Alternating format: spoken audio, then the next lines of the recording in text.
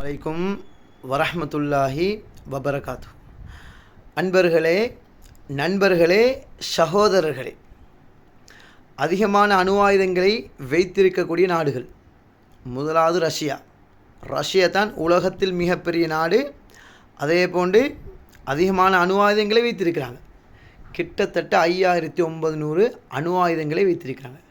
ரெண்டாவது அமெரிக்கா 5180. மூணாவது China 550.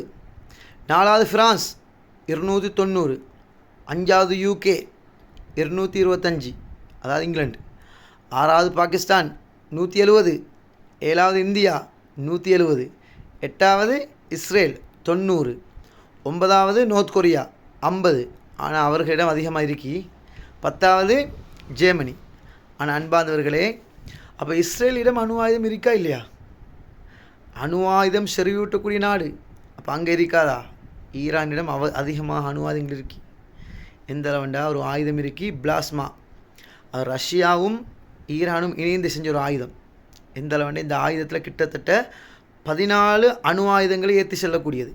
15,000 kilometre தாண்டி போகக்கூடியது. அவ்வளோ சக்தி வாய்ந்த அணு ஆயுதம் எல்லாம் ஈரான் இருக்கி. அன்பார்ந்தவர்களே, இதனால தான் அமெரிக்கா எவ்வளோ பயப்படுது. இந்த இஸ்ரேலுக்கிட்டே இவ்வளோ 90 அணு ஆயுதம் இருக்குண்டா, ஈரானுக்கிட்டே இருக்காதா? இதனால தான் முழு உலகமே அமெரிக்கா மெயினாக பயப்படுது. அன்பார்ந்தவர்களே, இந்த அரபிகள்கிட்ட அணு ஆயுதம் இருப்பதை அமெரிக்கா விரும்பலை. எந்த அளவுனா இந்த அரபு நாடு எல்லாமே அடிமைகள், அமெரிக்காவோட அடிமைகள். பயம், அமெரிக்காவோட அப்படி பயம். ஈரான் மட்டும்தான் அமெரிக்காவுக்கு பயப்படாத ஒரு நாடு.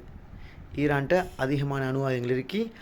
அந்த கணக்கு ஈரான் மக்களுக்கும் அல்லாஹ்வுக்கும் மட்டும்தான் தெரியும்.